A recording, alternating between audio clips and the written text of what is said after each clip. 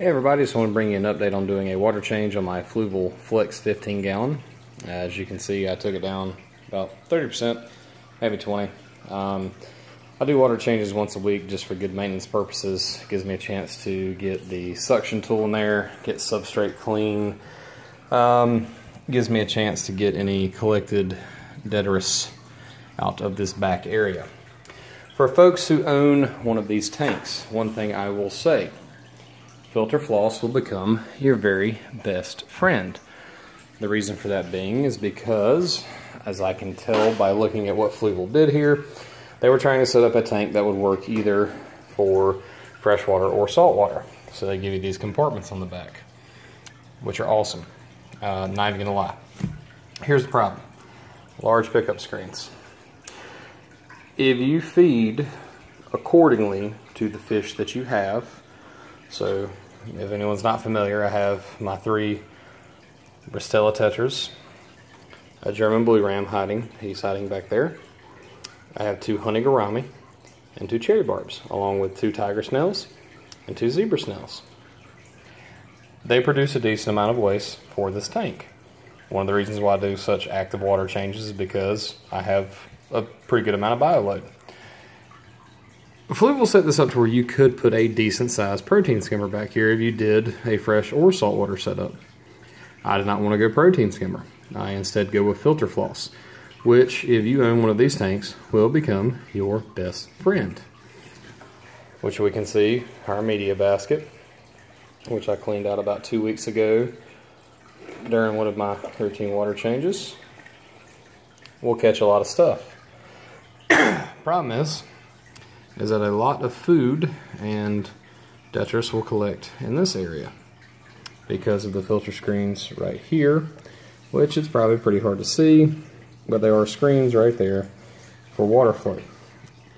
As this pump pulls through, you will notice that if you feed, you will get a good swirling motion going depending on how you have your output set up. I have mine set up to give a nice swirl to keep the tank active, keep a good flow going, and also not bombard these guys with constant water in their face, so I have it set up a little bit higher. I've fiddled with the positions as I've experimented with this tank, and I've got a pretty good setup to where I keep my water nice and clear.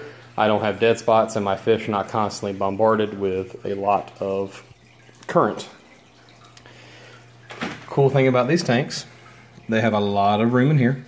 As you can see, for pump and heater, which is down in here.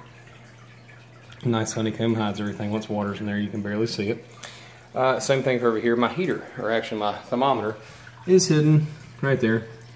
Nice place to put it. It gives you a good idea of what's going in, what's going through. Keeping it at a constant 80 degrees for this tank. Everybody's nice and happy. The reason why I say filter floss will become your best friend on this tank is because if you're someone like me who has a decent amount of fish in this setup and who also works the hours I do. I work 12-hour days. I don't get a chance to keep up with my fish as much as I'd like to, which can become problematic.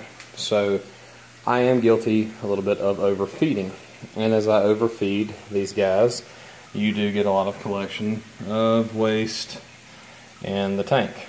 So I have to do my weekly water changes on top of doing my weekly water checks, which if you're not doing them, do them. I know a lot of people say I can look at it, I can tell. You can have perfectly clean aquarium water, it looks clear as a bell, and still have a huge amount of nitrites and or ammonia spikes, which are slowly killing your fish. So doing them is worth doing. And as I've gotten more into this tank, I've realized that this tank would actually have been a really good nano reef startup tank, which if people see my first video, that's kind of what my big corner guy is going for. I'm going to be setting him up as a live rock fish only to start with. I may add some soft low light corals in there as time progresses, maybe in an enemy or two. For right now, I'm going to set up as a bare bottom, no sump, no refugium setup. I'm going to see what I can get out of a bare bottom setup using live rock for filtration and a Fluval 70 series on the back to turn my water. Of course, no power heads yet, don't have any fish, don't have any coral. Still debating on what fish I'm going to go with. So for right now, this is just getting this tank cycled. Power head will be added, if not 2, get a lot of flow in this tank, have a really good water turnover. They even add an additional hang-on filter, maybe another 70 series, just to get a really good turnover rate to help out for not having a sand bed. So this is right after the water change, of course, a little bit cloudy. Everybody's swimming around, as you can see. Just wanted to show this video for the people who are thinking about going with one of these tanks. I would highly recommend one of these tanks for a starter tank. Very good setup. Little pricey on the get-go. These tanks usually run anywhere from $170 to $190, but it's a complete kit besides the heater, which some fish don't even need a heater for. Depends on what you're going with. Got a lot of room, you know, as you can see in the aquascape here. I've got everything kind of to the back. All the plants, driftwood, so the guys have some room to move around, with a lot of front swimming areas so they can really swim around and move. Like I said, good tank, good setup, really a good beginner's tank. Finding a stand for these can be kind of hard, as I realized. I had to go with a 30-gallon tank stand to really get the depth and fit it, but I did find a nice tank stand. Definitely not a DIY setup, but very nice on the get-go. And also, you know, finding appropriate sales if you're trying to get something set up on the cheap.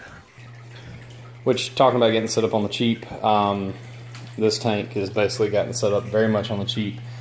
54-gallon corner with light bar, with filter, with rock, and salt mix.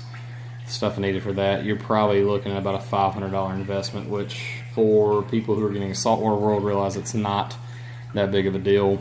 Yeah, it's a little pricey on the get-go, but it's good if you find your deals. Like I said, I went to PetSmart to buy this. They had a nice 30% off sale going on with discounts, so I got this tank for like $210. Came with canopy, which is a nice glass top canopy. You got some room here in the back if you're going to set up a hang-on filter like I did, or have lines in for a sump or refugium. Also, light bar, and as you can see, just running a simple hydrometer right now because I'm not doing fish. No need for a refractometer at this point. Live rock I got from my local LFS. Not a whole lot of money put into that. And as you can see, water's cleared up nice. You know, my salt's perfect. Just, you know, getting the cycling process started. So I really think this tank's going to come out good. I can't wait for a couple weeks when everything's cycled in good. I can start adding some fish and kind of move from there. I think my first edition is going to be a Flame Angel, just because I want an angelfish really bad, and he's probably going to be my first edition. And then maybe a designer clown or two. Like I said, maybe do some soft or some LPS coral, something like that. Nothing crazy, you know, low light, you know, moderate flow type coral. I'm going to be running a bare bottom setup. I'm not going to be probably doing any type of sand sifting gobies, anything like that. But this is my first foray into salt. And also just to show people who have not done salt that you can get into the saltwater aquarium hobby without having to spend thousands of dollars like many videos will show you, where you have to have protein skimmers and sumps and refugiums and canister filters and all this other stuff. I'm going to do it with a hang on the back filter, no sump, no skimmer, and just be really good on my feeding and not spoil them quite like I have my freshwater guys, who I've really learned to dial back. It's hard sometimes because they're so cute. They want food and they look so cute. Like, see my little two neons here? These guys, I always look hungry, no matter what. They're always looking hungry. Little koi girls, look at her. She always looks hungry. Little Corey, always moving. Look, he's already moved again. There's another girl. And those two neon guys, they're hanging out like they like to do. Almost as bad as these two little guys. Now these are my cockatoo cichlids, and as you can see, I have one very definite male and one I'm still on the fence about. It may be a male. I'm starting to see some coloration. Could be a female, much smaller than my definite male here, but got these guys in a little 2.5 gallon just so they can grow out and go into a bigger tank. We'll see how they turn out. Very, very hungry all the time, always wanting food. They know when I'm home. They even know when I'm bringing food. As you can see right here, these little guys have great personality. If you're a freshwater guy, you don't want to get into salt, and you want some good personality, cichlids are the way to go. A little aggressive, but they know when you're home and they know when it's food time. So that pretty much wraps up this video. Just want to show everybody again where my saltwater tank's sitting at. You know, like I said, hopefully in a couple weeks we had some fish. And the shot of my girlfriend's tank, which is doing great. These guys are just as happy as can be. You see the little cories running around. And then my guys who are, you know, a little stressed out, just did a water change. So of course they're moving around, looking, water's looking nice and cloudy right now until everything settles back down. But again, just a nice little video to show everybody who's thinking about maybe going to a nano-sized tank, which I've been getting into.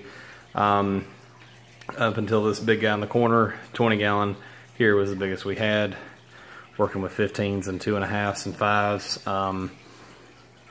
Kind of excited to see what I can do with so much more space. But again, just a video to show everybody that it's not that hard. I did the water change on this in probably about 20 minutes in between cuts on this video for, you know, dumping water and treating and things like that. So really quick, really easy. Like I said, I do mine once a week just because I have a good amount of fish in here, but depending on your bio load, you may not even have to do them as much as that.